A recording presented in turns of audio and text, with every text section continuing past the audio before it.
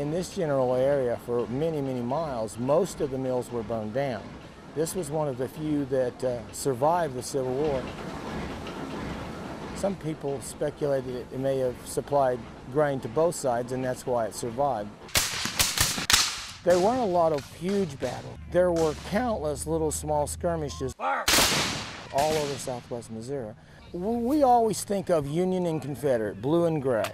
This far west, that wasn't particularly true. These were guys who were called up for their state, for their county. They were small bands. They weren't huge infantries like we see sometimes portrayed.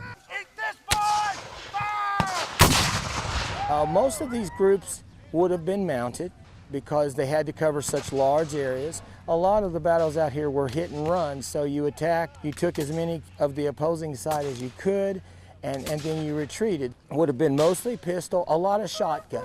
They would have also carried what they had at home. There were a lot of hunting rifles that were brought out for the Civil War. There were some drawn out battles, but a lot of them would have been small things where they just stumbled onto each other. It was still fought by Revolutionary War tactics, which was a lot, arm to arm, bring the infantry across. The weaponry was ahead of the tactic a little. The high ground was always important, and if you had artillery, that's definitely where it would have been. You had neighbor against neighbor.